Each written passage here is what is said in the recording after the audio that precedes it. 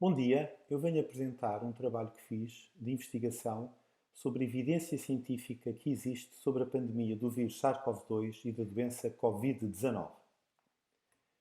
Esta doença e esta pandemia têm levantado e provoca nas pessoas geralmente reações antagónicas. Há pessoas que consideram que se trata de um vírus e doença benignos e outros consideram que é uma doença grave e perigosa. Uns acham que as medidas são desproporcionadas e incorretas, outros que são insuficientes. Será que é possível conciliar estas duas visões? Poderão ambos ter razão naquilo que dizem? Eu penso que a evidência científica poderá ajudar a responder a estas questões, embora infelizmente tenha que ser um bocadinho exaustivo para explicar e para expor. O que implica dividir a apresentação da evidência científica que compilei em várias partes. A primeira parte é sobre a gravidade da doença, a segunda sobre os números da doença, a terceira sobre as medidas contra a doença e na quarta parte um resumo e conclusão. Esta apresentação que agora estou a fazer é a primeira parte, a gravidade da doença. Sobre a gravidade da doença, eu vou apresentar a evidência que há que diz qual é a percentagem dos casos confirmados de infecção pelo vírus SARS-CoV-2 que são doença ligeira, grave, crítica, mortos e assintomáticos. Começando pela doença ligeira. A primeira questão é o que é a doença ligeira? E a doença ligeira pode-se definir de duas maneiras diferentes. Uma é definir doença ligeira como aquela que permite que as pessoas fiquem no seu domicílio e não tenham que ser hospitalizadas, e outra é definir a doença ligeira como aquela que tem determinadas características clínicas de sinais e sintomas. Isto já foi exposto neste artigo, mas também já foi exposto por outros autores.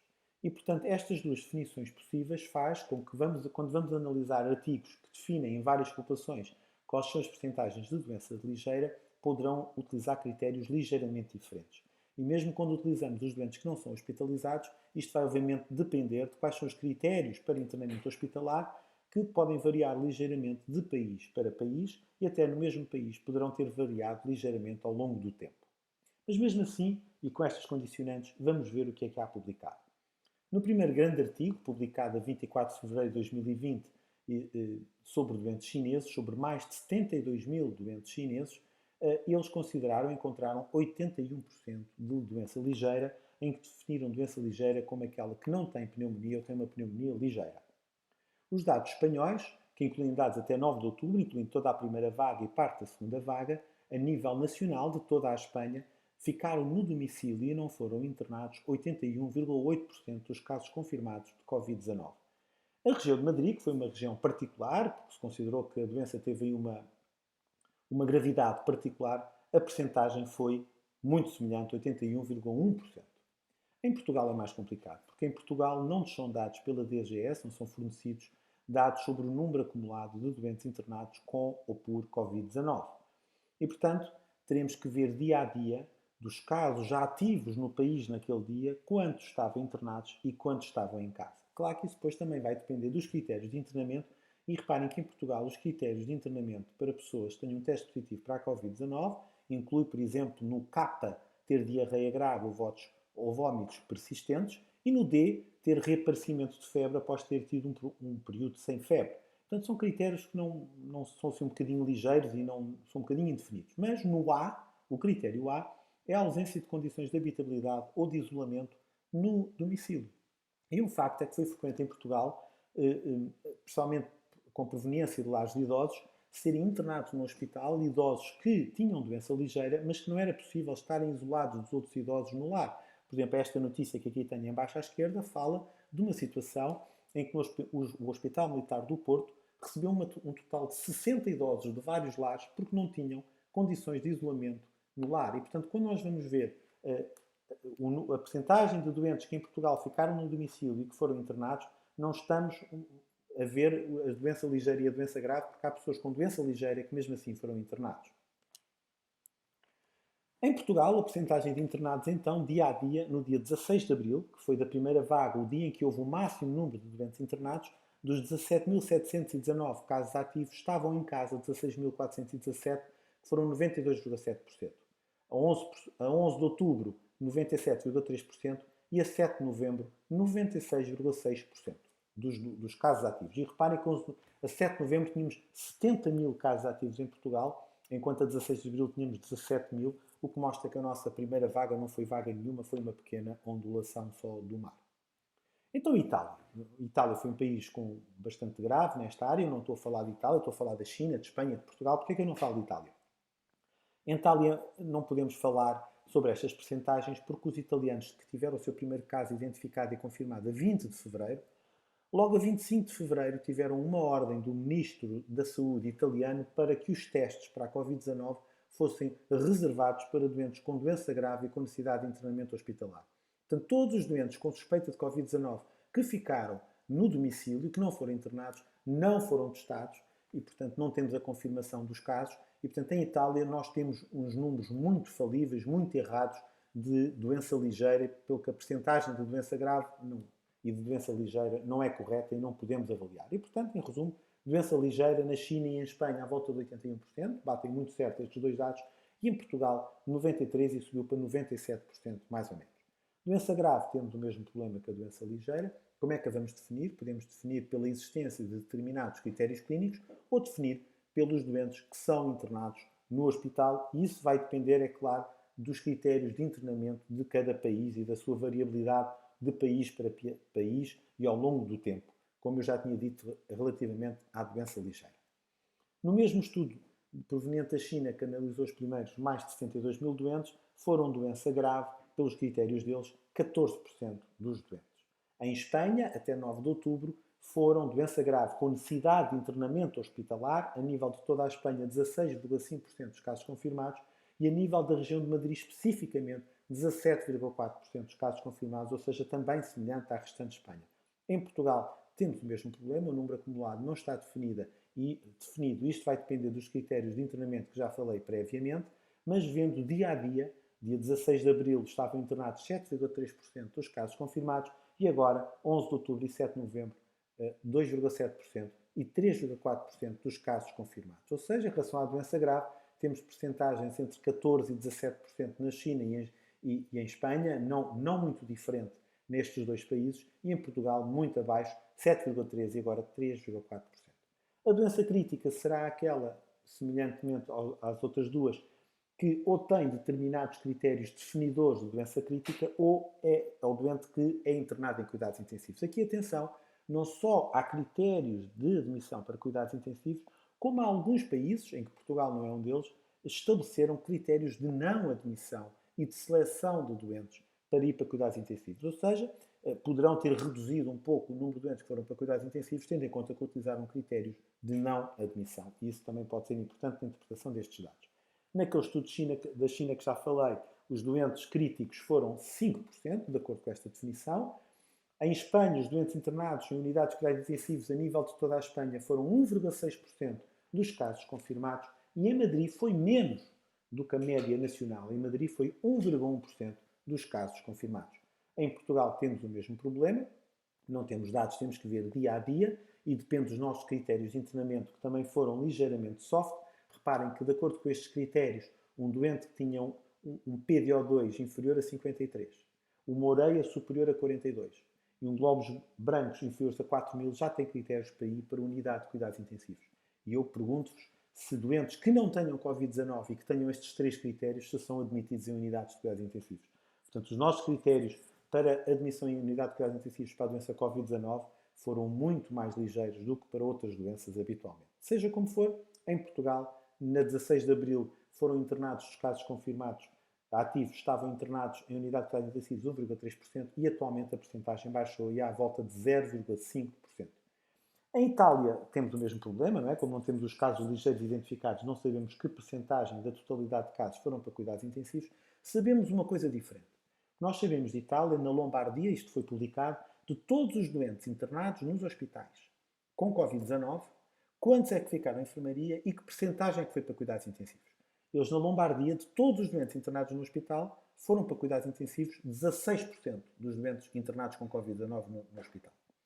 Podemos tentar ver um número equivalente em Portugal. Portanto, em Portugal, de todos os doentes que foram internados no hospital com Covid-19, quantos foram para cuidados intensivos? Agora já não é de todos os casos confirmados, é só dos doentes que foram internados no hospital. Em Portugal, a 16 de abril foi 17,6% e 11 de outubro 14,7%, ou seja, números percentagens muito semelhantes às da Lombardia, o que me faz pressupor que, se calhar, as percentagens de doença ligeira, grave e crítica na Lombardia poderão não ser tão diferentes assim das nossas. Ou seja, doença crítica, Espanha 5%, China 5%, Espanha 1,1, 1,6% e Portugal 1,3% e agora baixou para 0,5%. Então, e o número de mortos?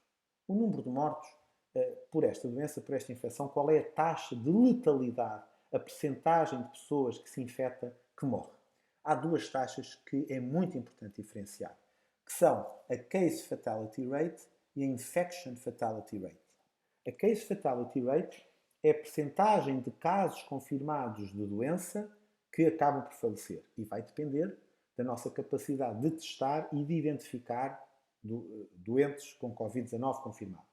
A Infection Fatality Rate é a percentagem de todos os doentes infectados no país que morrem com a doença.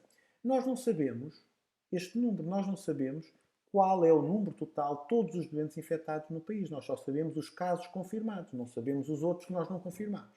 Então, como é que fazemos isto? O que se tem feito é fazer inquéritos seroepidemiológicos, ou seja, identificamos amostras representativas da nossa população e vamos ver se há ou não presença de anticorpos para o SARS-CoV-2 nessas pessoas. E depois extrapolamos dessa amostra significativa, extrapolamos essa percentagem para a totalidade do país e assim achamos que temos o número total de infectados naquela altura que já foi infectado no nosso país. Isto pode ter um erro só, é que nem todas as pessoas infectadas desenvolvem anticorpos e, portanto, podemos estar a subestimar o número total de infecções. Mas temos estas duas taxas. A Case Fatality Rate, que depende do número de casos confirmados, e a Infection Fatality Rate, que depende do número estimado de infecções totais, estimado através da percentagem de pessoas que têm anticorpos contra este vírus. Há alguns problemas ainda quando vamos analisar estas taxas de letalidade, que é erros na classificação. Por exemplo, na Bélgica e em Nova Iorque, houve pessoas cuja morte foi classificada como sendo morte por Covid-19 e que não fizeram nenhum teste para a Covid-19. O quadro clínico achava-se que era sugestivo de Covid-19 e eram classificadas como Covid-19 sem terem feito nenhum teste para a Covid-19. Na Bélgica, isso aconteceu em 73% dos mortos nos lares classificados como Covid-19, 73% não fez nenhum teste. E em Nova Iorque isso aconteceu em 28% das mortes classificadas como Covid-19. Para além disso, também se sabe que houve várias pessoas que morreram de outra doença, morreram de um AVC, morreram de um acidente de viação, mas como tinham um teste positivo para a Covid-19, foram incorretamente as suas mortes atribuídas à Covid-19. E para vos mostrar que é verdade o que eu estou a dizer, está aqui um documento dos casos mortos em Nova Iorque, em que se mostra que estes mortos prováveis, são os doentes que não fizeram teste, 5.126 dos mortos não tinham feito nenhum teste. E este é um documento de 16 de abril de 2020 da Organização Mundial de Saúde, que fez sair um documento orientador exatamente para explicar quando é que as pessoas que têm um teste positivo para a Covid-19, a sua morte não deve ser classificada como sendo por Covid-19, apenas morreram com Covid-19, mas não foi essa a causa de morte, quando morrem por outras causas. Isto aconteceu de tal forma por todo o mundo que a Organização Mundial de Saúde se sentiu na necessidade de fazer um documento orientador para corrigir isso. Portanto, mas esquecendo estes problemas que podem levar a alguns erros na nossa avaliação destas taxas de letalidade, quais são as taxas de letalidade neste momento em novembro de 2020? Fiz outra vez a mesma coisa, Portugal, os 5 maiores países europeus e depois os demais estratégias e um diferente, que é a Suécia, e o que é que temos? No caso da Case Fatality Rate, que é a percentagem dentro dos casos confirmados que morreu, reparem que a nível mundial é 2,5%, e depois temos dois países abaixo da média mundial, que é Portugal com 1,7% e a Alemanha com 1,8%. Temos vários países dentro da média mundial, como a Espanha com 2,8%, a França, os Estados Unidos, o Brasil, semelhança à média mundial, e depois países claramente acima da média mundial, como a Itália, como o Reino Unido e como a Suécia. Não é fácil explicar porque é que há estas diferenças. Podemos dizer, a Suécia tem uma taxa de letalidade maior porque não fez as medidas. Mas a Itália fez as medidas todas. A Itália teve o primeiro caso dia 20 de fevereiro e dia 8 ou 10 de março já estava todo o país todo confinado e de forma relativamente agressiva. E tem uma taxa de letalidade enorme. E o Reino Unido, apesar de ter feito aquela estratégia inicial, logo a 16 de março, mudou a sua estratégia e tem uma taxa de letalidade também muito alta. não é fácil, vamos só aceitar que há diferenças e que nós não conseguimos explicar facilmente a razão dessas diferenças. Em relação à Infection Fatality Rate, baseado nos inquéritos de anticorpos, reparem que são todas inferiores a 1%, algumas acima de 0,5%, outras abaixo de 0,5%, de dizer que a gripe sazonal tem uma IFR calculada aproximadamente de 0,1% a 0,2%, o que quer dizer que esta doença terá provavelmente uma letalidade superior à da gripe. Talvez 2 vezes, 3 vezes, 4 vezes, eventualmente 5 vezes superior à da gripe, mas seguramente que não vai ser 10 vezes superior à da gripe, mas tem uma letalidade superior à da gripe. Ainda em relação à taxa de letalidade, falar um bocadinho sobre a idade. Portanto, nós estamos fartos de ouvir dizer que a taxa de letalidade é muito superior para as pessoas mais idosas, mas atenção, que isso não é tanto a idade que o determina, mas sim a sua fragilidade global. A letalidade é muito diferente para os idosos que estão autónomos na sua casa e para os idosos que estão dependentes num lar. E, por exemplo, em Bélgica foram dar-se ao trabalho de fazer esse estudo, que eu aqui apresento, e eles verificaram que para as pessoas com mais de 85 anos, a letalidade dos que estão em lares é 15 vezes superior à letalidade dos que estão autónomos no seu domicílio. E, portanto, se calhar mais do que a idade como um fator de risco para a morte, será o grau de dependência de outros, de o estar num lar, que é mais um fator de risco. Continuando só a dizer, já falei da doença ligeira, grave, crítica e dos mortos, estas percentagens que eu acabei de falar dependem muitas vezes do número de casos confirmados, que raramente incluem assintomáticos. Então, quantas serão as pessoas que têm Covid-19 e que nunca desenvolvem sintomas? Este estudo é um estudo muito interessante, muito engraçado, em que estes autores foram rever o que estava publicado sobre 16 situações, que eu pus aqui do lado direito, essas 16 situações de populações em que eles testaram toda a gente, identificaram todos os que eram positivos e viram quantos eram assintomáticos. E o que eles concluem é que 40 a 45% das infecções por SARS-CoV-2 serão assintomáticas. Em Portugal, fizemos o nosso inquérito seroepidemiológico em julho, pelo Instituto de Ricardo Jorge, e das pessoas com anticorpos contra o SARS-CoV-2, 44% nunca tinha tido qualquer sintoma. Em Espanha, também tem um relatório em que foram avaliar dos casos identificados e encontraram assintomáticos 50,6% das pessoas sem sintomas. Ou seja, concluindo, em relação à gravidade da doença, podemos dizer que doença que permite ser tratada em casa no mundo varia entre 80% e 95%, sendo que em Portugal é 97%. Doença com necessidade de ser internada no mundo é 5% a 15% e em Portugal 2,5%. Doença com necessidade de cuidados intensivos no mundo 0,5% a 1,5% e em Portugal 0,5%.